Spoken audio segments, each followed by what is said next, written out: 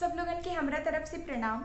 कैसन बानी रउआ सबन? उम्मीद बा कि सब लोग नीमन होई, सब लोग स्वस्थ होई और सब लोग आवे वाला दिवाली और छठ के तैयारी कर रहल होई। जैसे कि रउआ सबन जानते बानी कि ए घड़ी हम छठ के गीत के साथे आवतानी, तो आज फिर से हाजिर बानी रउआ सबन के सामने एगो छठ माता के गीत लेके। तो आई बिना देर कइले गीत के शुरू कइल जाओ, गीत के सुनल जाओ। हाजीपुरा लगले बजरिया, ओही में केलावा बिकाय। हाजीपुरा लगले बजरिया, ओही में नारियल बिकाय, ओही में नींबुआ बिकाय। केलावा खरीदी प्रभु ले आईनी, बालक दिहले जूठियाय, बालक दिहले जूठियाय। नींबुआ खरीदी प्रभु ले आईनी, बालक दिहले जूठियाय, बालक दिहले जूठियाय। तिवाही जे रोवेली वियोग से, अब कैसे अर्घ दियाय, अब कैसे अर्घ दियाय।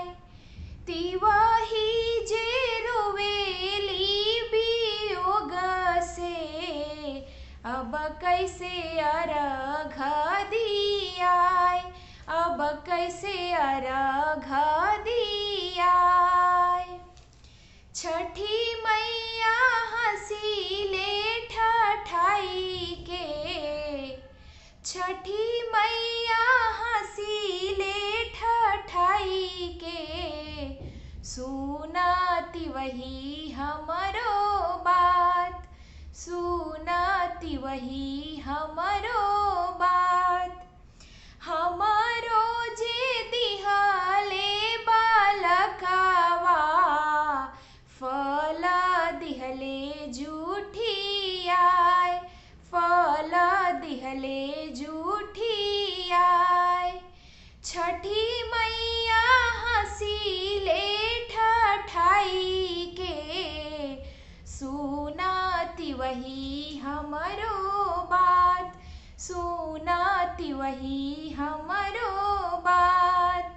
हमारो जे दिहले बालकवा, फल दिहले जूठियाय, अर्घ ओही से दियाय, अर्घ ओही से दियाय। उम्मीद बा कि गीत जरूर निमन लागल होगी।